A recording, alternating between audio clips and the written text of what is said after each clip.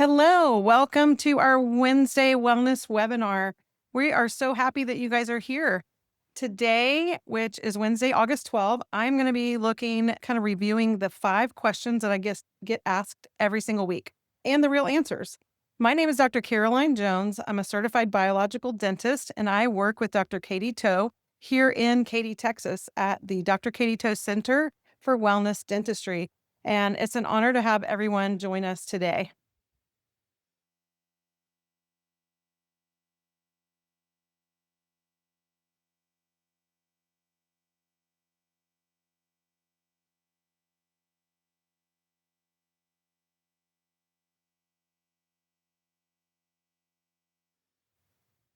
Hi. Okay. Okay, here's how tonight's going to work. I know you guys could probably read. We're just going to go over the 5 questions, straight answers. I'll tell you where the research is not settled yet. And then at the end, we'll have 15 minutes of live questions and answers. So you can put your questions in the chat as we go, and I'll catch them at the very end. And if you stay to the end, I have a free gift for you in the last few minutes. So these aren't 5 random topics.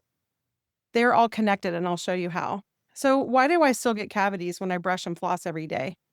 Should I be taping my mouth at night? My pediatrician says my child will grow out of it. Will they really? Are my solar fillings making me sick? And I heard root canals cause cancer. Is that true? Every one is a question about the thing that you can see. Every answer lives one level upstream. So let's go into question number 1. Why do I still get the cavities when I brush and floss every single day? This is what I see in the chair. So we have 2 patients here that go in, and this is our pediatric patient. And you can see that the cavities are starting at the gum line just very subtly here. And you can see this patient has plaque in between the teeth. And then here is our adult patient. And you can see that he's got a lot of cavities at the gum line. There are a lot of other things going on here. We've got a little crossbite, but I did want to point out that these cavities are from having a habit of eating very often.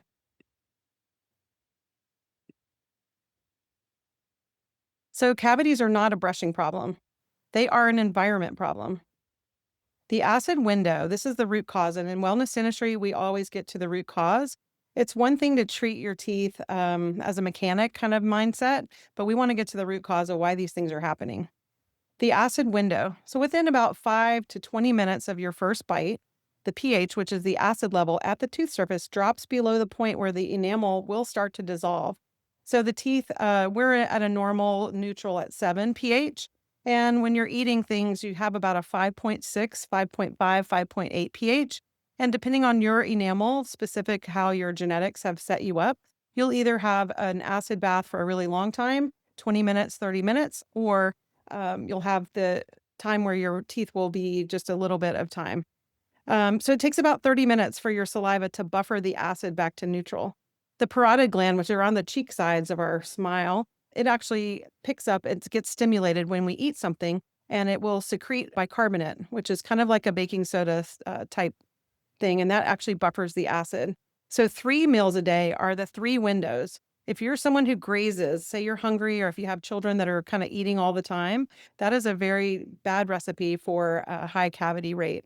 It's not how much sugar, it's how many hours a day your mouth sits in acid. So we have 2 different acid sources.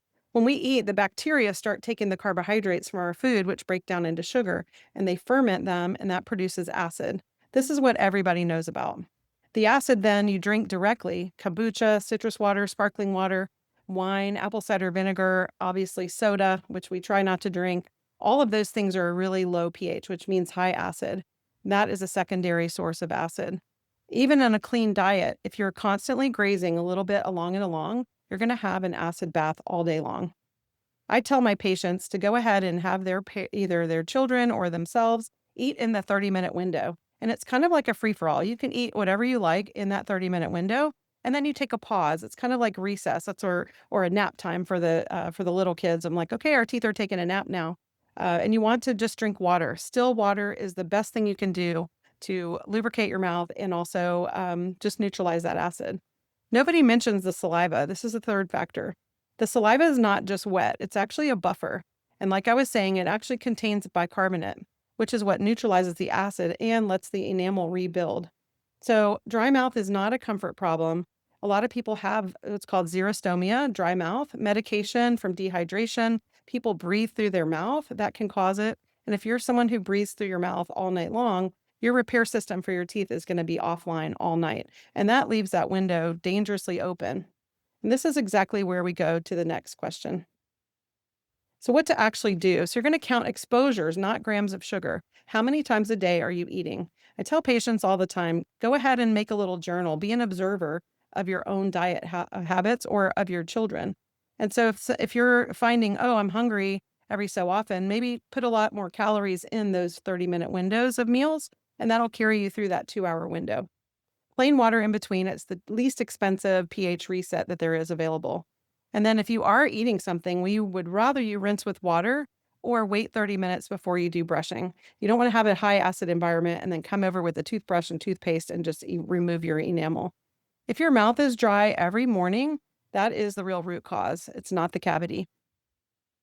Okay, question 2. Should I be taping my mouth at night?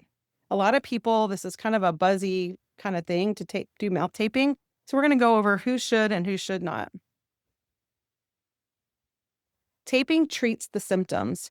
So the symptoms are basically breathing through your mouth, and when you close your lips together, you are obviously going to have to breathe through your nose. But what if you can't breathe through your nose? The real question is, why does your mouth open in the first place?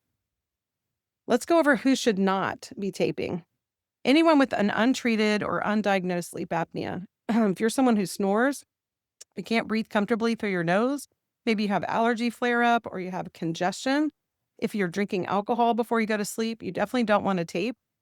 And then if you have significant acid reflux, children cannot reliably remove it.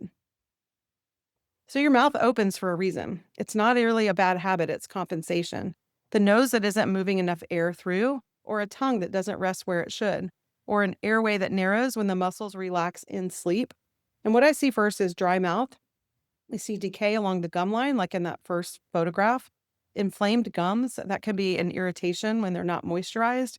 If you have your kids waking up exhausted, where they have dark circles under their eyes, or if you hear them grinding at night, this is where the mouth gets caught. And here's what to actually do. Test your nasal breathing while awake. You can tell I'm a little bit congested because I live in Katy, Texas, where there are lots of allergens. For 20 minutes, you want to just sit still. If you cannot, then you have your answer. Don't mouth tape. We also recommend getting your airway evaluated. A sleep study is really the first step for all of our patients. We have 2 different varieties. Some patients can do the home sleep test, but if they're very obstructed, we recommend going to an ENT and getting referred to a sleep lab or through your primary care physician.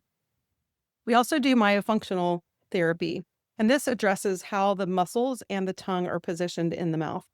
We definitely want to make sure that your tongue has a lot of freeway space to go through.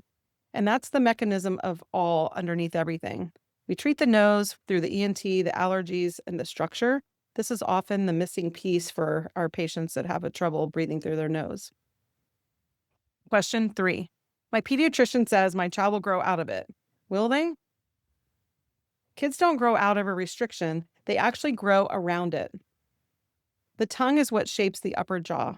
The tongue is supposed to rest on the palate, and that's what causes it to widen the arch. That's the design of nature. We in America actually use a lot of processed foods, and things are soft. We don't really do a lot of chewing, and so that restricts the airway as well by not exercising those muscles of chewing. When something restricts it, when a child breathes through their mouth and the tongue drops low, that is what shapes the forces of that reshape the jaws.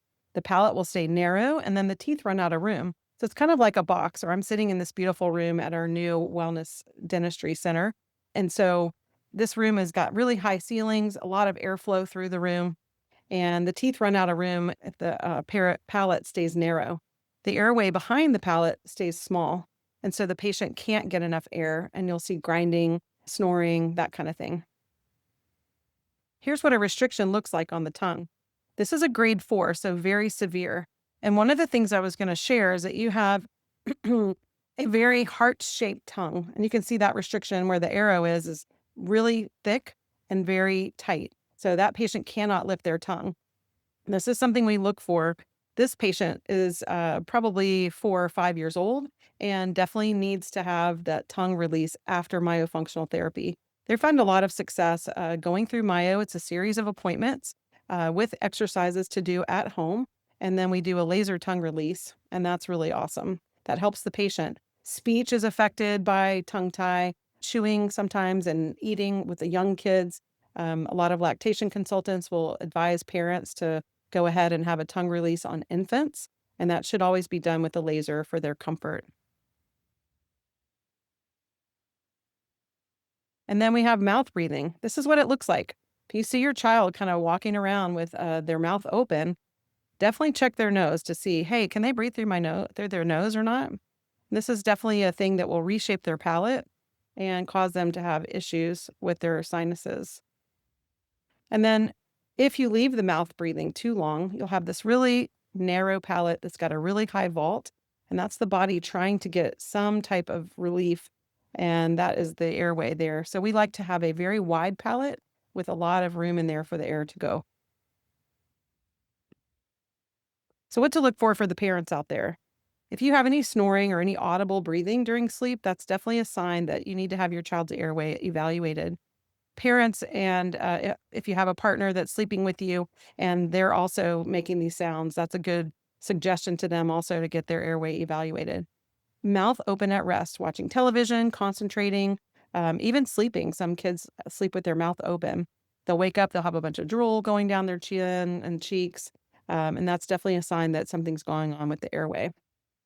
Restless sleep. They have night sweats. Maybe they have bedwetting past their expected age. They wake up unrefreshed. That's a sign that they're not getting enough air, and that leads to them not having a restful sleep. If you see dark circles under their eyes, crowded teeth, or a high palate like we just saw, or picky eating that's a texture aversion. So the order of this matters. So when we're looking at restrictions in the airway, we definitely want to be directed to an airway and tongue function assessment, someone who can do an evaluation. Most well child visits do not include this. You want to look for a pediatrician that is airway focused or at least airway aware. Myofunctional therapy, we do that before any kind of surgical release, whether it's laser. We definitely want the myofunctional therapist to come in and have that tongue exercise so that we can get the best result for the patient. And then build your team. So you're going to go myofunctional therapist. In our office, we have one of our hygienists who is certified in myofunctional therapy. She heads up that whole department for us, and we refer to her. We also do laser for night lays. If you have snoring and you're an adult, we can actually help open that soft palate to give you more airway. So ENT is on our list. We have the lactation consultants for the infants, and like I said, an airway aware pediatrician. The earlier the assessment, the easier it is because we can use growth on our side. Dr. Barr is one of our trusted orthodontists, and we refer to him airway orthodontist. So he's very focused on helping that child have expansion so that they have a very nice airway while they're still growing. The question that I always get next, when is the right time for a release? So there's no real single best age. In fact, we release adults after they've done myofunctional therapy in certain cases. The right time follows the problem, really not the calendar. In infants, obviously, if they're not able to latch and they're having a hard time eating and putting on weight after they arrive, we definitely want feeding and lactation consulting. And that's definitely earlier, simpler for the patient. It's almost always done with a laser, and that's very important for the child. You know, it's a sharp sting and then they're done. And so that's a nice way to go. Sometimes they do numbing. It just depends on the provider. And then in older children and adults, it really follows the functional assessment. Therapy always comes first, myofunctional therapy, and then reevaluation to see how the patient is doing. And here's the honest part. Expert panels reviewing ages 0 to 18 have reached agreement on only some of these questions. Releasing a tie, some people are blanket, everybody gets a tie release to prevent future speech or sleep problems. It really is not based in evidence as far as a general rule. We go individual case by case in our biological world. So adult taping their mouth shut at 52, that adult was probably the child who was having a problem in the pediatric world, and nobody caught it. So stay with me here. We're halfway through. The next two are the hard questions. These are two questions that most people are afraid to ask out loud. So I'm going to answer both of them really straight. At the end, I have a free quiz for you, like I said in the beginning, plus an ebook coming to your email and your text tomorrow. Question 4, are my silver fillings making me sick? This is quite a question, and I can say from my own personal experience that was the case. Here's the honest answer, what we know and what we don't. Here's what's established. Amalgam fillings are about half mercury. Mercury is a neurotoxin, and they do release a small amount of vapor, more with chewing and grinding and hot drinks. Here's what's not established, that it's making the general population sick. Large reviews have not demonstrated that, and that can be controversial. We evaluate every single patient based on their whole body health. So that is one of the things that we definitely want to make sure everyone knows. What's reasonable? Individual susceptibility varies. We do biocompatibility on all of our patients, and that is the standard of care in biological dentistry. And the total exposure across all sources matters a lot as well. The bigger risk is not the filling sitting in your tooth, it's actually how it comes out. And I'm going to show you a slide in just a few minutes. And if your provider is not doing this protection for you and for themselves, that's definitely an office you want to have some questions about. So here's our before picture for our patient. This is an old silver filling material, this mercury, and we called them silver fillings because it sounds better than a mercury filling. I've been in dentistry for over 30 years, and I learned how to place these back in the 1990s, last century. And as I'm going through and seeing patients in my age group or a little older, we see these highly oxidized restorations. Now, that tooth has had this filling. This is a second molar, so it's a 12-year molar. That tooth has had this filling in there for at least since this patient was 15, and he's in his 60s now.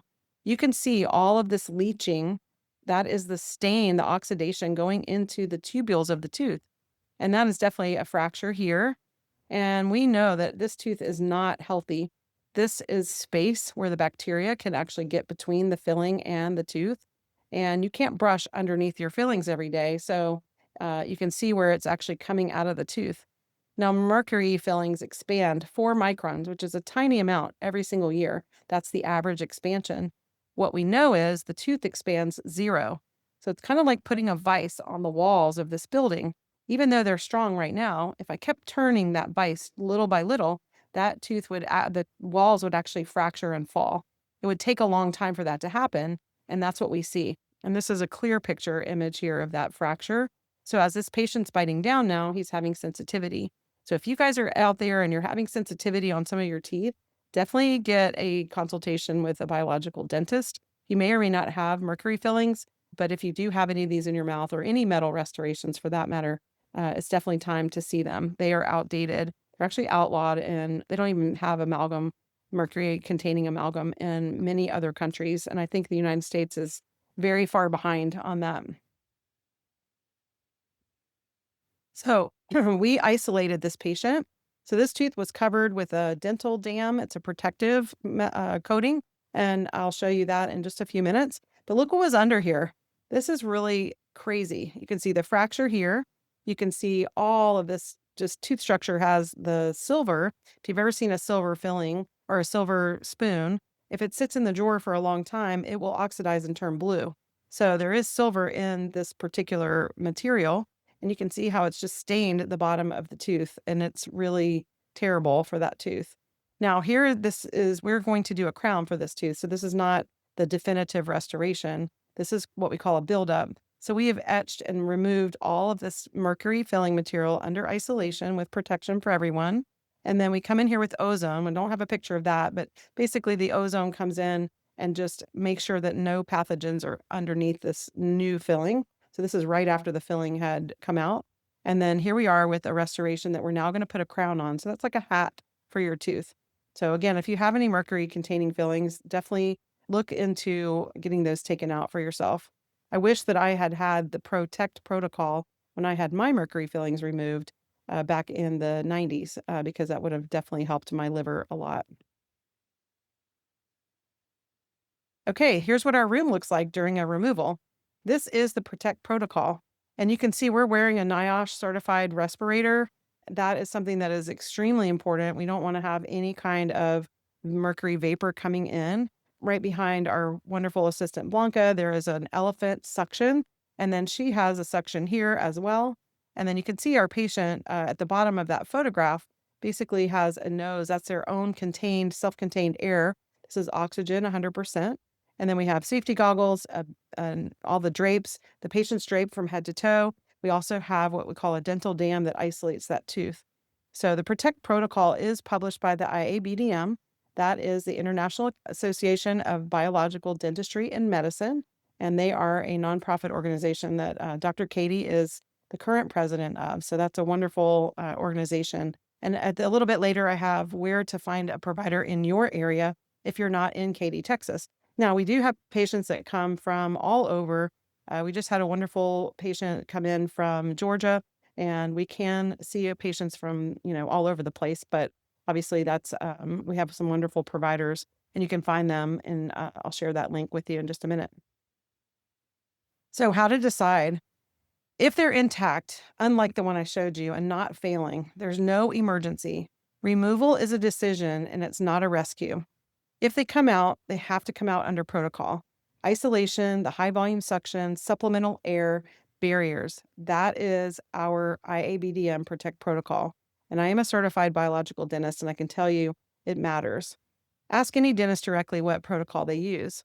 If the answer is vague, that's your answer, not a place where you want to have these things removed. And then you're going to sequence the work over time rather than doing it all at once. Now, for patients that are traveling, they can make a decision to have all of them done at once or under sedation. That's one thing that we do offer. So if you need something like that, it's completely fine. We can handle that. And then we work with your functional medicine provider to help you detox from that.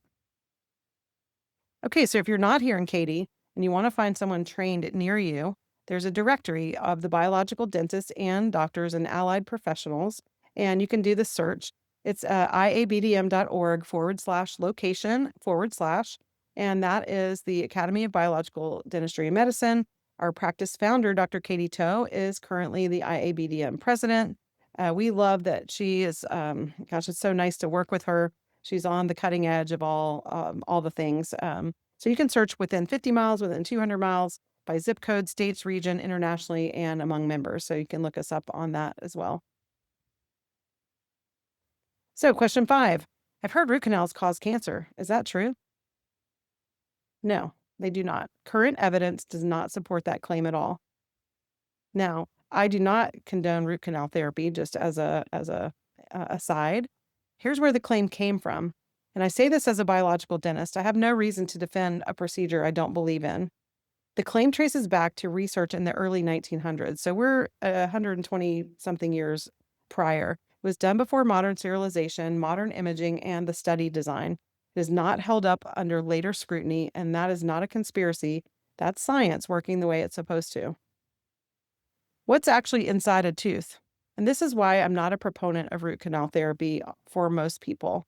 Here's the molar canal architecture. And this is some very interesting injection of dye, and they did some microscope. You can see these roots curve, but what I want to look at are these lateral canals. The lateral canals, we used to think that teeth roots just were like an ice cream cone with a string in it. Pull out the string, fill it up with a fake material, and then you're good to go. And then we learned, all throughout all of these canals, everywhere you see red, there is an opportunity for dead tissue. When the tooth dies, it necroses, which means it rots. And when it rots in between here, there's no way that you can get that material out. What happens? The body eventually over time, even if you've had a great root canal, will start to dump things there. It says, hey, there's some infection here. Let me go in there, and the bacteria get through the root end and they can cause a lot of infection. And so we see 100% of the time chronic infection around teeth that are symptomatic after root canal therapy. Every once in a while, you'll have a root fracture because someone bit down on something hard. But look at these canals. Reminds me a lot of trees. And so as you get closer to the end, they're very small. Even though we have very advanced devices now to do root canal therapy, the root canals, the practitioners cannot get in this architecture. There's no way that can be cleaned out and sterilized for you. So what's still open? A treated tooth is a structure we keep in the body. It's basically dead because the blood supply is completely gone. Current research is still working out what chronic low-grade inflammation from any source contributes to our demise over a lifetime. The early findings are still ongoing. There are no conclusions to draw yet. That's a different statement from the claim above, and the two should not be blurred together. Here's what we do when we extract a tooth that's had a root canal. So this is tooth number 13. It's an upper left bicuspid. We send it to pathology. We want to know what is going on with this tooth. What's at the root end? What's all this hair, the periodontal ligament, what's in the ligament, what's around here. And you can see after we get this back, there are lots and lots of pathogens here. I mean, we have amoeba, there's all kinds of stuff happening. So this is definitely not something you want in your body. For very sensitive individuals, the body reacts more aggressively to get rid of that tooth.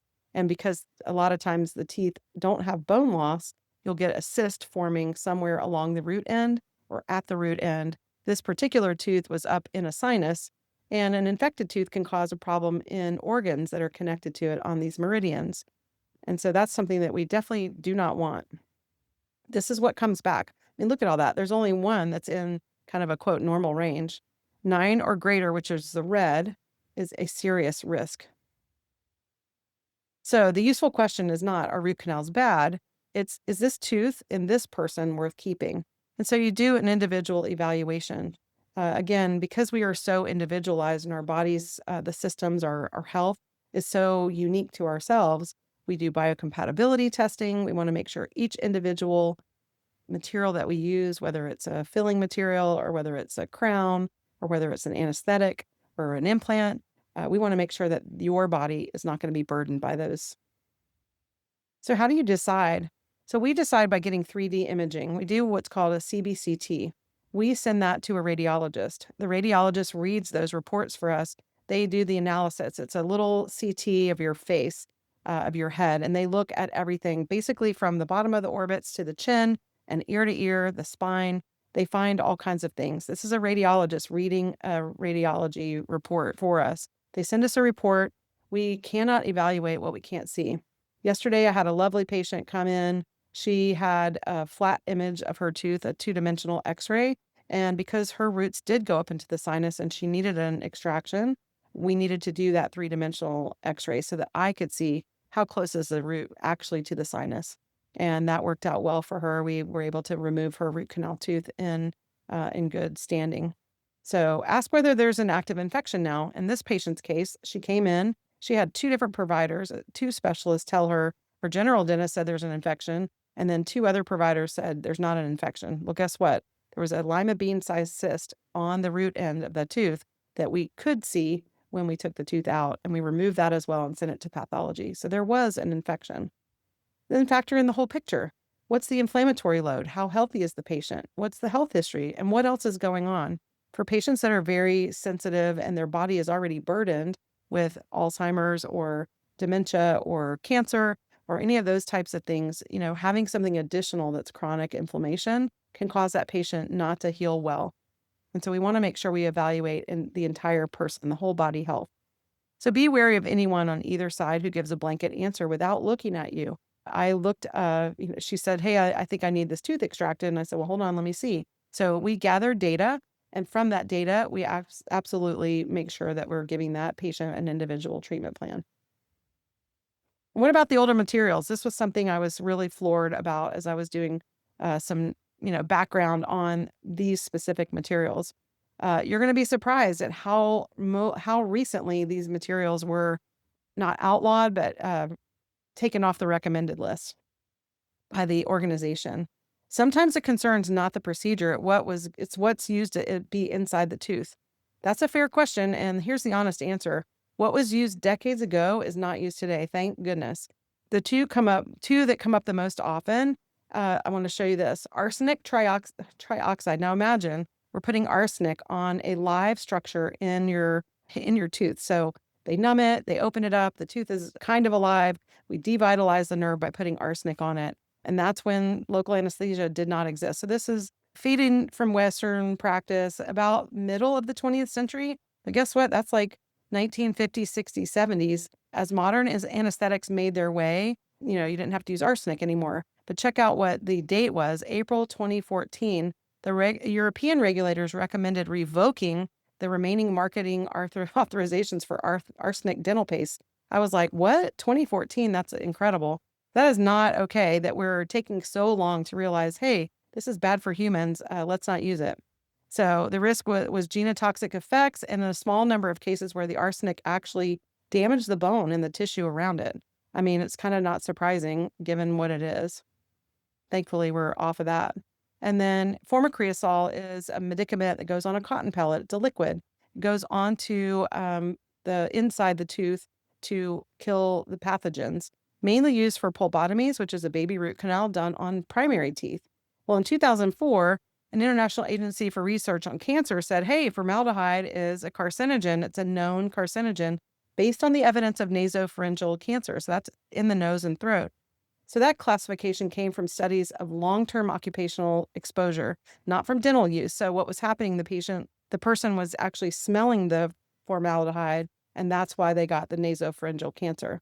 But it's worth saying, over 2 decades that followed, the profession moved slowly toward biocompatible materials. So they finally caught up. But check this out. This is the AAPD, so the American Academy of Pediatric Dentistry published a study or a paper saying, hey, back in 2017, we had these guidelines. Here it is, January of 2024. Do you know that's not very long ago, 18 months ago? They made a strong recommendation saying, we don't want to use this anymore. And I'm so glad because it not only does it smell, but it's completely bad for the patient over long term. So they finally said, hey, we want to use some biocompatible materials, a calcium silicate cement. That's pulpotomy material for baby teeth. It's called MTA or biodentine, much more biocompatible. And look at what they were getting rid of, the formicrosol, which has formaldehyde in it, ferric sulfate, and zinc oxide and eugenol. So selective caries removal and indirect pulp treatment is strongly recommended for deep decay.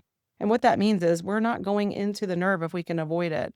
So for it's completely reasonable to ask, hey, what material is going to be used on my child's tooth?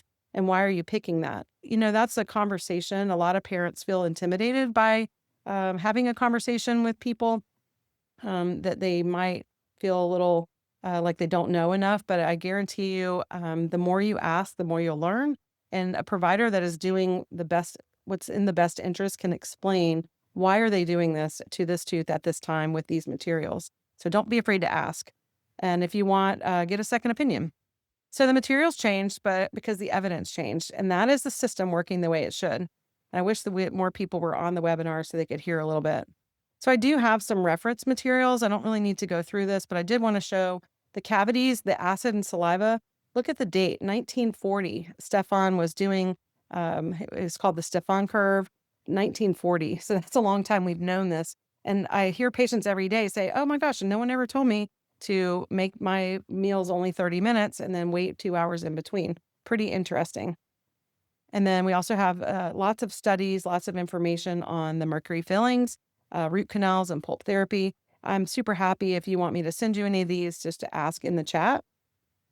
And then every one of these was a question about a symptom, and every answer lived only one level upstream in how you breathe, how often you're eating, how your face grew, and what created the problem in the first place.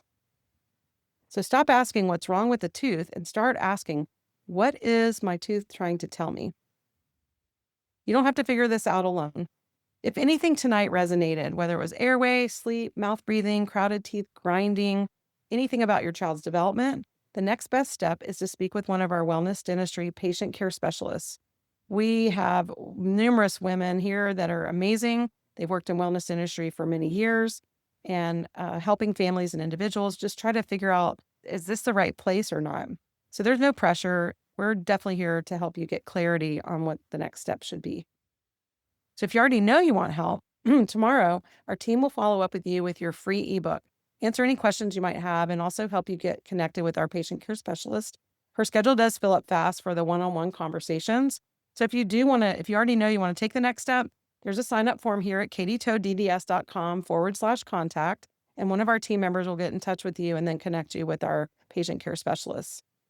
So we're ready for your questions. And if you stay to the end, your free quiz is coming up in the last few minutes.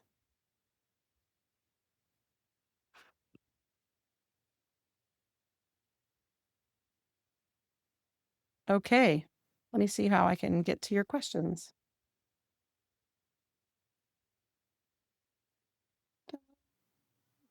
Oh, I see chat. Okay. Let's see if I can open it. Yes. All right. I'm going to just go up from the beginning. How did it fracture? I'm assuming, Nancy, that you were talking about the tooth that was with the silver filling. So I think Dana did actually answer that. And thank you for Dana for getting that correct. The mercury did expand, and the patient is chewing on that tooth. So that's one of the things that we really have, the vertical pressure. So as you're putting a lot of pressure on that tooth and it's weakened the wall, you saw how really thin the wall was. That silver filling doesn't bond to the tooth at all. It actually just sits in the hole that was made by the decay and by the dentist prepping the tooth. And so that wall just couldn't hold up to the chewing forces and the expansion. So thanks for that question. Mercury is just a crazy, it's not so awesome. Okay, so Lori, what does mercury do to the liver? It definitely, for my liver, it caused like an inflammation in my liver, which causes it not to filter my blood very well. So that's something that I'm working on. And, wellness, I want to just share this with everyone. Wellness is a continuum. We are all on a health journey. Everyone is moving forward in their pace at their timing based on what's going on in your life. So for all of us, we're moving along and along going toward health. And I say optimal health. So today, in today's America, we have what we call the sick care system. It's not healthcare. We would learn about all of this if we did have a true healthcare system. So that's one of the things that I love about wellness dentistry and wellness in general is that we can learn. The more we learn, when you know better, you can do better. And so I appreciate you guys all being here today. Doris. Oh my goodness. So I love that you're sending us this information. If you want to reach out to one of us, we can definitely help you with some, or if you have a functional medicine person, can help you get some protection. Just a lot of water hydrating. That's not going to help with the mercury part of it because mercury doesn't typically go away. But you can talk to a functional person. Yeah, so Nancy, let's see, she says expanded because of food, hot and cold food we eat. That expansion does happen with hot and cold. That's why I tell patients don't chew ice. Even if you don't have mercury filling materials, causes freezing in that enamel structure. Enamel is like a prism, so like a diamond is really hard. If you hit it on the right place, you get these beautiful things we can wear. Teeth are the same way. They're made out of a kind of a bone material, the enamel. And then you're talking about root canals, Susan. Do root canals cause cavitations? The answer to that is no. Cavitations are what formerly are known as covered socket residuum, and it's when a tooth is extracted and the bone does not heal properly, so it doesn't fill in. It kind of caves together, and that is something that causes an altered bone healing. We do screen for those as well with the radiologist and the three-dimensional CBCT. So if you have any cavitations or worried about that, if you've had any teeth extracted, even wisdom teeth, that can cause those. And so we'd be happy to help you get connected with someone who can screen, or feel free to come to our office. We'd love to see you. Is there a recording for today? I think that's a Dawn question. They put the recording up on our YouTube channel. Oh, that's right. We have a YouTube channel. I always forget about that. Yes, there is a recording for today that will be placed on our YouTube channel. And Dawn, can you let us know what that channel is? If you could put it in the chat, that'd be great. Yes, I will. Awesome. And then Vicky, you had a cone beam scan done at a biological dentist and it showed a cavitation. I'm curious, did you have anything done with the cavitation? If you have not, I'm curious as to know why or why not. It's a place where we find when we do pathology on cavitations, it's called open bone biopsy. And that's something we do send to our histology team we have a wonderful, very renowned oral pathologist that does the investigating under the microscope to tell us what's happening with that bone. The body uses these places that don't heal well as kind of a dumpster. So we'll find all kinds of bacteria and pathogens in there as well. So we definitely want to just let you know. We do what's called EAV testing as well. So that helps us understand if you do have a cavitation and the radiologist sees altered bone healing. The cavitation could be a hyperdensity or hypodensity. And that covered socket residuum, if it doesn't heal properly, we want to test. Do we need to do something to interfere? Is that body burdened by that cavitation? So it's something that is really important to kind of test before you do surgery to have that energetic testing to see, is this something that we need to address, or is the body okay with that altered healing? So very individualized. And that's one of the things about wellness dentistry, specifically biological. We definitely want to make sure that each individual plan is just for you, not blanket. We test every single tooth, we test every single material person by person. So we make a very customized plan. And then Dana, if you had a failed root canal and had it removed, is there infection from it? How do you find it? Is it only in the mouth or somewhere else? How do you get rid of it, preferably without antibiotics? This is a great question. So, failed root canal, it kind of depends on how long ago you had the tooth removed. Failed root canals happen, and I think it's a pretty large amount of teeth that do have root canals that fail eventually. And so, as you extract that tooth, we would want that you to have the ozone and some laser. The ozone gets rid of the pathogens that are down in the socket, and then if you can do testing as well to see, okay, did the energy come back in that tooth? So typically with dead teeth, they have a very low reading. So we'll test the tooth. If it's alive and well, it'll test between 48 and 52. That's we'll put 50 in and we get these readings back. It's reproducible, which is what I love about the EAB machine. You might have heard of muscle testing. That's something that people have. Muscle testing is a way, but it's very specific to the person doing the testing. So if you're really good at it, you're good at it, and if you're not, you might not get the reading that's true. So yeah, how do we find the infection? We send it to pathology, and then we work with your primary care functional person. There are a lot of different providers that take care of people biologically and wellness. So from a functional nurse practitioner to MDs that are also functional health providers. And yeah, for antibiotics, we typically try not to do antibiotics for patients unless there's a very specific reason for it. We would much rather try to heal naturally if possible. Jenny, send you the studies. Oh, absolutely. Okay, thank you. I will. If you want to, I think everyone we have your email address, so I'll be happy to do that. You can like a private message over if you'd like, and for Lenny as well. And then for Raylene about the root canal information, and then Susan, additional info. I'm not sure about the slides, but you'll be able to see the presentation on YouTube as well. That one is for Susan and Joanne. Yes, ma'am.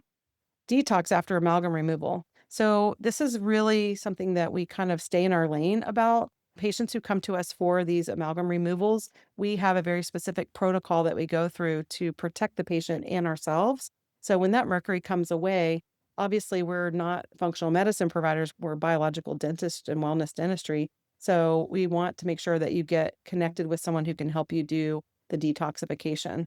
So I hope that helps. And that IABDM will help you find that locator. That will help you find all kinds of providers in your area. So Rosa will definitely send you the information. Susan, you heard about the YouTube. Linda, additional information. Absolutely. Kim, I know you said you need help, and I'm super happy for you to reach out to one of our patient care specialists tomorrow. We'll be happy to help figure out what you need. And even if it's connecting you with someone we're in your area, if you're not in Katy, we'll be super happy to help you get to the right place. And then accountant's iPhone, please send it to me. Yes, absolutely. Information and slides.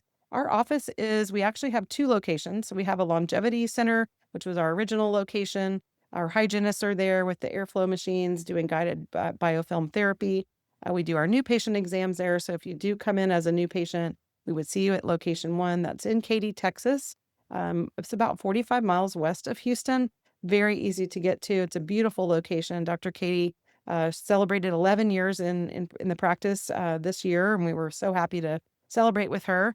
Our office, and we also have a new second location, and this is the place where we have the Wellness Dentist Institute, where Dr. Katie is training dentists like me. I get to work with her every day, which is wonderful, and be on her team. But we also have other dentists that come for training. And then we have this location is over on Katy Gaston Road.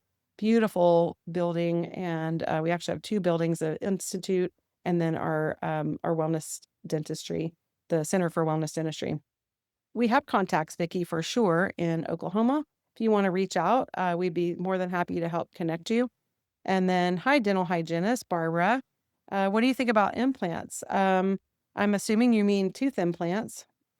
I have a lot of thoughts on implants. root canals on anterior teeth, more about accessory canals. The study is really interesting. If you look, you can now actually just Google search electron microscope images of anterior teeth, which are the front teeth for everybody who's not a dental hygienist or in dentistry. They do also have accessory canals, lateral canals, and things like that. So very difficult to instrument. And so the root canals on the anterior teeth, the canal space is actually very large too, and sometimes hard to get everything out. Implant dentistry, we'll be going through a little bit of that on another webinar, but just briefly to touch, we do an all ceramic dental implant if it's biocompatible for the patient. Obviously, we test every one of our patients when we're doing a surgery that or any treatment for the patient. So we test to see if they're compatible. Is that a body burden or does our body like it?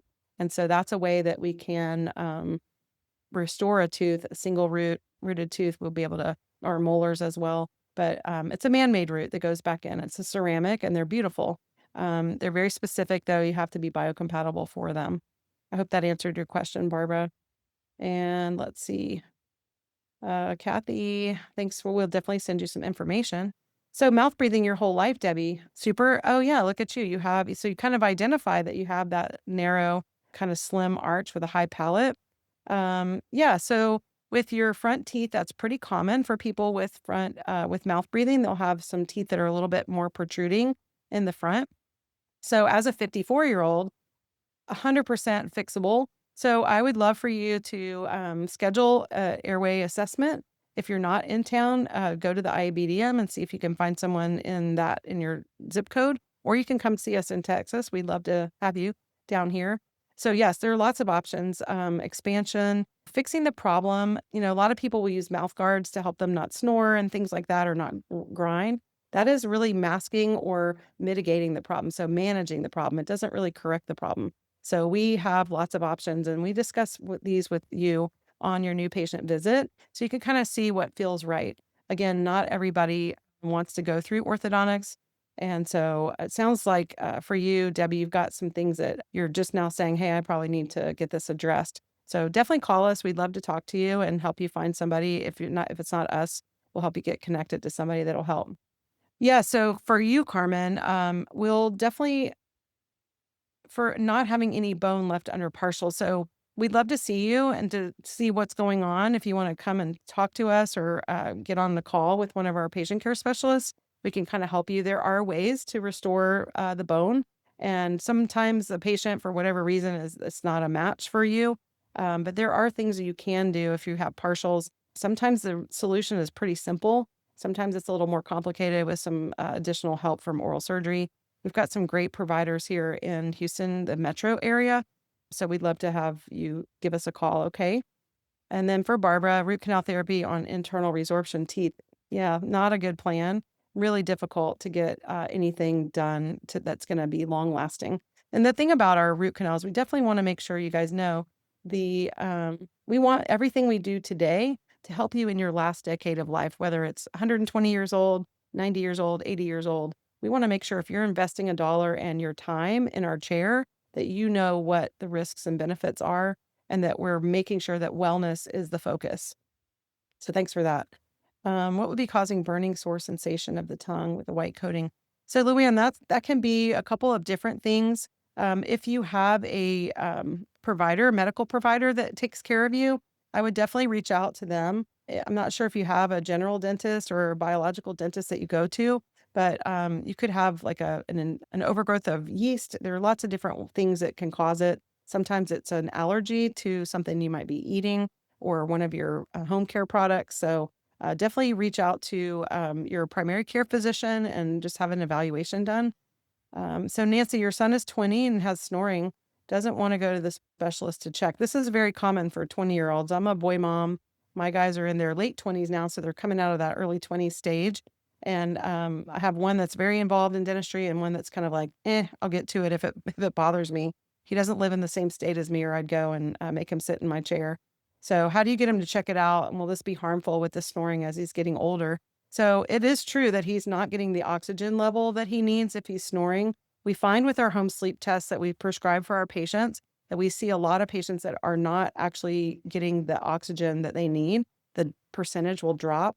So if he doesn't want to go to a specialist, maybe his primary care person or a biological dentist can order that home sleep test. The home sleep tests are really easy. You wear them for one night. And it is just a one night snapshot of what's happening, but it gives us a lot of information as to where the patient needs to go. So it can be something very simple for him to correct, or he may need something more. But definitely snoring is not normal.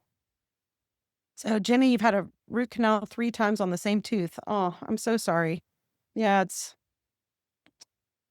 health issues could be related to the tooth. Next step would be to give us a call or to go to iabdm.org, and that'll give you somebody who's in your area if you're not here in Texas. So, what did I use for the and so Doris is asking for that first pictures of the amalgam tooth. And what did we use? We used a biocompatible resin material, and that's a composite resin, has quartz filler particles, nano filled particle. And then for that tooth, you saw the fracture and how thin the walls were. We actually did a crown on that tooth. Excuse me. They're really beautiful. What happens when you have multiple amalgams removed without that protection? Well, for me, when I had that done back in the 90s, before Protect Protocol was anything I even knew about, we actually, you just get a really big dose of mercury. And so that's definitely a neurotoxin. And I'm kind of paying for it even years later. Is it glass ionomer? There are glass ionomer restorations that we do use. This one particularly was not for him. And then Debbie Wilson info suggesting for missing teeth Zoom user. There are a lot of different options, including not replacing a missing tooth, depending on your health and what your goals are and your smile. That we look for function. So form follows function. So when you're having a very functional bite, things are in harmony. The harmonious bite is what really makes the difference. So sometimes you don't need a tooth replaced. But yeah, missing teeth is definitely something you can be. I call patients that have it's kind of walking around wounded. If you're missing a tooth and you really are missing it, sometimes you miss a tooth and you're like, I don't need that tooth. I'm not. You don't miss it when you're trying to chew. Dental insurance, Kim, we do not, but we do actually help file that insurance. So that would be somebody that in our business team who can address exactly the hows. But yeah, this dental insurance is a benefit. It doesn't cover anything. It's actually, in my opinion, a scam. Hopefully, there are not any dental insurance people on this webinar with me. I've been in dentistry since 1983 when I was 15 and started as a dental assistant, and it's been scammy ever since then. So it's really not it got worse after COVID, so it's really not something that's awesome. If you have the benefit, I say make them pay, but they're not gonna pay for a lot no matter what office you go to. So Linda says she has a tooth that had a crown in 2011. Oh, emergency root canal. Family dentist, silver filling. Ooh, sorry about that. Yes. So I don't know about worried, but I definitely would look into it, Linda. I always like to say remain calm. There's always an answer. And if we can't find the answer, just keep asking because someone will know the answer to that. So we definitely would want to have that mercury filling or mercury that's remaining in your body. It's a foreign body and it's neurotoxic. So it's something that I would definitely address. And I know that's not the answer that everybody, and like I said, don't worry.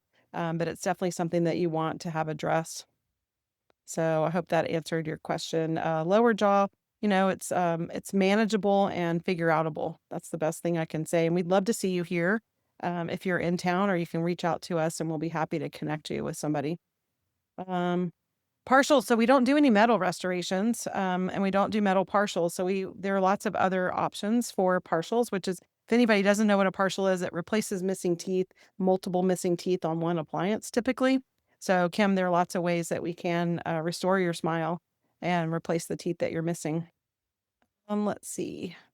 Okay, I'm looking at iPhone. My grandson had his upper lip tie lasered, but mouth still remains open and his palate is V-shaped. Are there exercises? Absolutely. He's 3. Aw. The surgery was done when he was a few months old. So this is pretty common. Usually you'll need to have some type of maintenance, not maintenance surgical, but exercise, like you said. So that's that myofunctional part that I was talking about. You can find a myofunctional therapist. We love our dental referrals. So we work with several in the Katy area. And if you want to give a call or go to that IABDM to find a biological dentist who can refer you, sometimes speech pathology, they will also do myofunctional therapy. It's kind of Not every single speech pathologist will do that, but it was definitely worth a look. So maybe if your grandson has a functional pediatrician, they might refer you to somebody, or my go-to is to look for, excuse me, a biological dentist. Okay, Jackie, you thought this was supposed to be on sleep apnea. Well, sleep apnea is one of the things that mouth breathing causes. So that root cause there. So that may be partly, and we may have one coming up later. So sorry for that miscommunication. I hope you got something out of this, and I'm glad you're here. So Cindy is 66 with Addison. So you're on prednisone, which causes dry mouth. There are about 360 different medicines that cause dry mouth, which is insane. As a result, I've lost all your upper molars, and the remaining teeth have decay at the roots. So you're looking into whether to have them all removed to get implants or dentures. And I say, it's a really individual decision, Cindy. So I feel like for you, we would love to help you come to that decision, whatever it might be. If you need some information, there's some really great websites that can kind of share one side and versus the other, the pros and cons of either getting implants, or maybe it's a combination that might help. If you're already having some decay at the roots, sometimes it's restorable. So don't lose hope. Definitely find a dentist, a biological dentist that will help you come to the root of what you need. And we, of course, would love to see you. So, Linda, yeah, I see follow up. How Doris, I'm not sure your question. How I become a functional dentist? Is that what you're saying there? I'm not really sure the question. Obviously, dental school. So I guess I can tell you about my background. So college and then dental school. And then the biological certification is over 60 hours of coursework with some case presentations, learning about all of the things, the root causes of things. And to become certified, you go through the IABDM. And so that's kind of how you would do that. Okay, amalgam removal, Elisa, we can definitely help you with that. So we've got the link to the quiz now in the little chat, and that's dr-katie-hnodldtv.scoreapp.com. That is an awesome quiz, and it'll just kind of let you self-evaluate, which is wonderful. Thank you so much for putting that in the chat. And then you also have, Jean gave us the YouTube video here, and that's youtube.com/@ Dr. Toe Center. And the ebook, yes, will come to you tomorrow, Dana, and thank you so much. Jenny, we do have contacts in Ohio, West Virginia as well. Some great practices up there in Ohio, some of our really good friends. And then Amy, contacts in Northern California that can help see me if you have an infection. 100%. And again, that search tool does let you search by zip code as well, the IABDM, and they are hands down one of the best search engines for biological dentistry and medicine. Let's see, ebook, we'll definitely get that for you. I'm so happy that you guys have been here today. I'm trying to go through all of the questions. As Zoom user, we don't accept insurance as far as being the payer, but we'll definitely help you file your claims. And again, it is a benefit, so use it if you can, but it's not insurance. Dental insurance specifically is a pretty good way for, I call it license thievery. Someone got a license to sell dental insurance and just take people's money. They only pay they keep 30% of the premium in their pocket. We're not one of the states that's making the dental insurers pay better. Massachusetts started it, and Rhode Island kind of came along with it. They're right next door. So they have to pay 70% or more, or they have to refund the premium, which I would love a refund from some of these crazy insurance companies when I was paying premiums. So okay, this is for Kelly. What would the title be in YouTube for repeat? I didn't get the info. Oh, someone already shared it. Did you see it, Kelly? Hopefully. And thank you, Dawn. Let's see. Yes, this is our beautiful new background right here. So I love that. And so that you'll see this background in future webinars, but this is the one. Yeah, I see that you got it, Kelly. Awesome. Replay link will be texted. Thank you, Ryan. And I'm just so happy that everybody came out. And tooth infection can affect the brain, Missy, 100%. There are lots of bacteria that cross the blood-brain barrier. Some of them are very aggressive. If you have an infection or your child has an infection, that is definitely not anything to just play with. I will say that it's very serious. Teeth can kill you, which is unfortunate in 2026. Hydroxyapatite, my opinion is that it works really well. And it also depends on that acid environment, whether it's going to be really well or just kind of okay. Dana. Can ozone be done after extractions have healed years later? Barbara, that's a great question. So we do that CBCT to check out the extraction site to see, hey, did this bone heal there well or not? We send it to the radiologist. If they suspect altered bone healing, the next step would be to have that evaluated with Dr. Don Ewing. It's called EAV. That test to see if the body is burdened by that extraction site or not. And if that is a burden and you need to have it addressed, then we do go back in and do an open bone biopsy. At that time, we use ozone and then laser, of course, to make sure the body heals well. So yes, you can have it. And the EAV would, with the CBCT, those two tests together would let us inform us whether that needs to be addressed or not. Hopefully that made sense to you. So yeah, ozone is amazing. What do I think of full arch implants? Well, I think for I think for patients that need a restoration that might have lost their teeth from an accident or gum disease or decay, there are lots of reasons medically that people aren't able to keep their teeth for a lifetime. So full arch dental implants, they've been around for a long time. Depends on the material. So if you have biocompatibility with titanium and they place titanium, even though that metal is in there, we don't love the metal for the energy flow. It definitely blocks it, but it's not something that, if that is the way that you can keep your teeth and function, then, that's the way you can do it. And so I don't love metal implants. I think that's definitely something in biological dentistry. We don't anything metal, including those little retainers on ortho. We don't really love it because it does block energy. And the teeth are connected to the rest of our body. Everything's connected. So your oral health is the gateway to overall health. Without good oral health, you're not going to have good overall health. So, Carmen, we don't accept Medicare or any other insurance for that matter. What if you only have four molars left for chewing? It depends, Susan. Sometimes you can do a dental implant, and that is a factor. We have Dr. Rosalie here, who is amazing. She's our periodontist. She places all of our implants for us here at the office. An incredible provider and an excellent surgeon, and just a really nice human being as well. So if you do have those four molars, I mean, that's something to start with. So we would look at the quality of the bone, and she would do that evaluation. Again, that three-dimensional X-ray will kind of give us some information about it. So I do feel like it's a great way to replace teeth. And sometimes dentures really, you may not be a candidate for the implants at all. There are people who are not compatible with any type of man-made root replacement.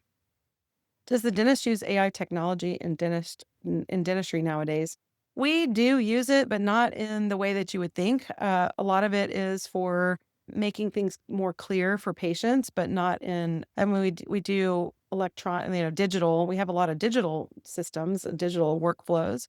So is that AI supported? Maybe sometimes, but not currently for the AI. Thank goodness. We love what we do, and we love the human connection. Diana, we're out of network with dental benefits. If your plan has out of network benefits, will they reimburse you? That depends on what your plan purchaser actually picked. So not to go too far into the dental insurance, but yeah, you can ask the dental insurance company that you can call. There's usually an 800 number on there that they can help you. And then, yes, Raylene, I will be letting people know about the sleep apnea and snoring. It'll be a webinar just like this one, and I'll definitely make that one of the suggested topics. So thank you so much. And Doris, thank you for the thank you. I appreciate that. Jenny, yes, we do have Ohio and West Virginia. Dawn, this is exactly who I was going to say. Dr. Lindy is unbelievable. She's just an incredible person. Edinburgh, Texas. No, Susan, we don't. But guess what? Texas isn't that big. Just kidding. But we'd love to see you down here for sure. But definitely do a zip code search on the IABDM. Thank you, Elizabeth. Okay, well, it looks like we've here we're coming down. Thank you, Susan, for the thank you. I'm glad you enjoyed the presentation. So Julie had a question about a CBCT recommended versus a standard panoramic. This is a great question. So each of those images does a different thing. The three-dimensional X-ray lets us see the complete architecture of the space. We look at sinuses, and it also comes with our radiologist report. Many times we do flat X-rays, a two-dimensional X-ray. So we're basically flattening out a three-dimensional structure. So they are definitely not the same, and typically we'll stack them. So not every patient is ready for the full mouth series, so full mouth series and a CBCT. But if you have root canal therapy treated teeth and you have wisdom teeth that were extracted or any other tooth that was extracted, that three-dimensional x-ray is definitely worth it. Some patients do it on a subsequent visit, but we like to gather a lot of data. Our data is so important because we want to get to the root cause of what's going on.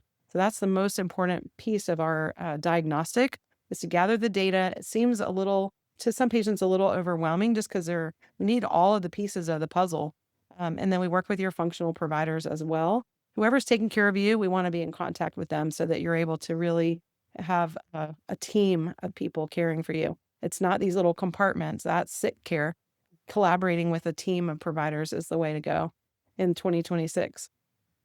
What do you do about bone grafts? So we have a lot of different bone grafting materials that are out there in the market, and that depends on an individual basis. Not to be evasive on the question, but bone grafts are very helpful. I did one yesterday. We do them every single day. We do not use cadaver bone, so we use a mineral bone, which is it's a hydroxyapatite, and your body likes it. So it's just a scaffolding for your natural bone cells to fill in after the healing process. Omeprazole, does it help reduce mouth acid? It actually does, Linda. That is a great medication, but you know what? It causes dry mouth as well. So you have to kind of balance that too. Each individual has, if you have reflux, you're going to have a higher acid component to your body. And in the mouth, of course, the teeth are going to sit in acid. So you have to do some things to kind of counteract that.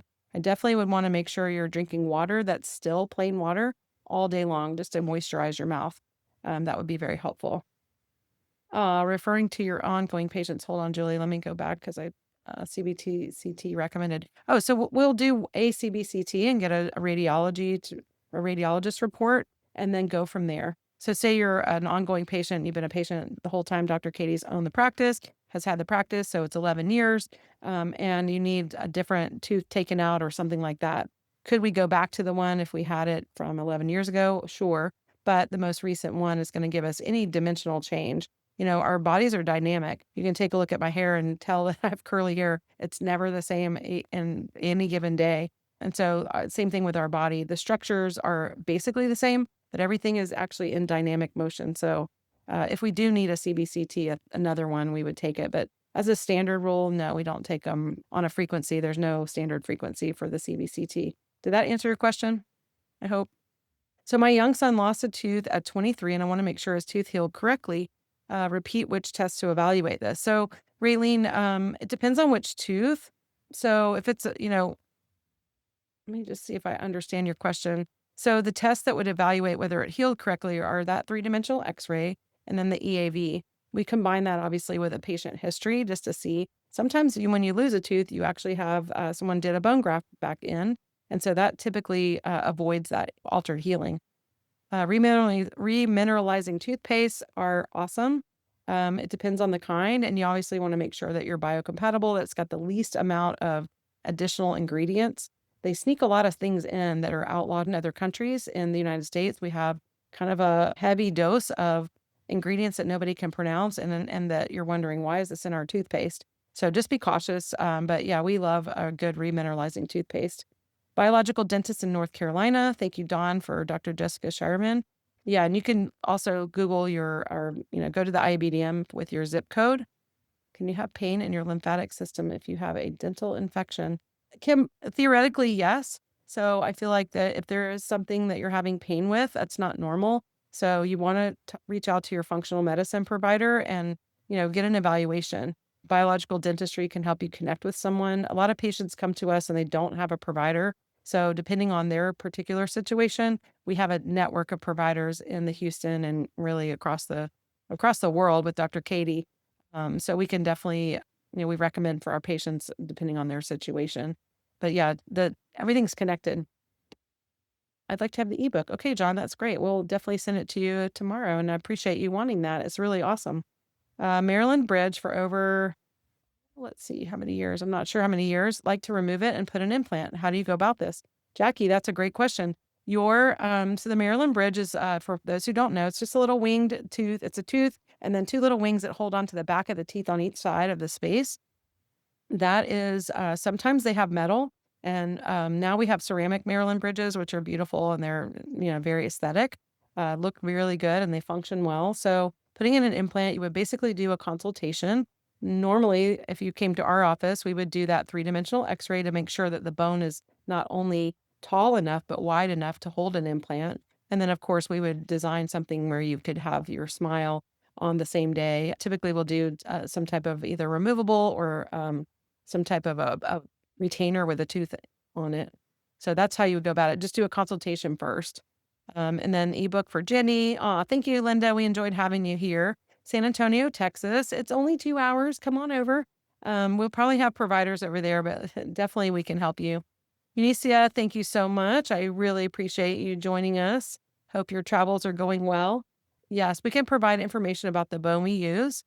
Absolutely. And then you have a cadaver bone graft, Susan. No problem. Don't worry. They're irradiated. So there's some things that why we don't use it in biological wellness dentistry. That is exactly why they're irradiated. So it is safe, but it's not preferred. So it's not optimal. It's one of those, I would not remove it depending on what's going on with your body. We would evaluate that area with the radiologist report and see, did that heal well? Is this the right material for you? Cracked molars cause infection in the body to the organs connected to them. It's definitely possible. So a fractured molar can have bacteria that get where you cannot brush out of that crack, and that everything is bidirectional. So sometimes we see organs causing tooth problems and tooth problems causing organ problems. So yes, that is definitely a thing. Let's see. Can a cracked molar be saved? The answer is it depends. It depends on how the fracture is through the tooth.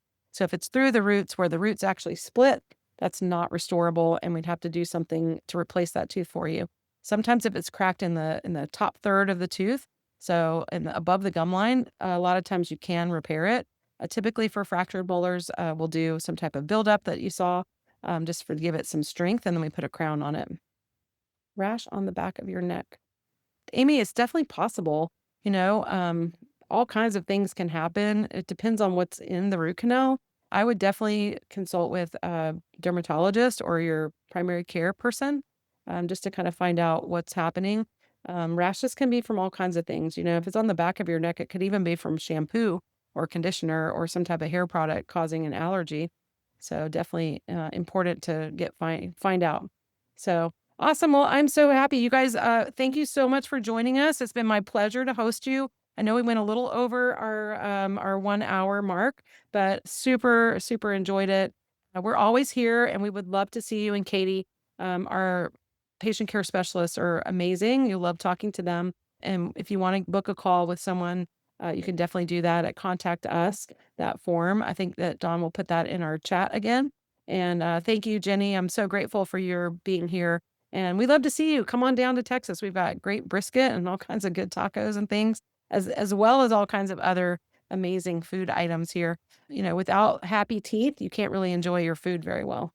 So, all right, everyone. Well, thank you so much. It was great to see you, and I'll see you on the next one. Oh, and I was going to say, next week we have Dr. Rosalie. She's going to be piping in here for gum grafting. And so if you have any questions about anything gum related or implant related, she is the lady to come see. It'll be next Wednesday. That's going to be on the 19th, and it'll be at 6 p.m. as well. There's a link to sign up, and we would love to see you on that one as well as in the office. So good night, everybody. Thank you.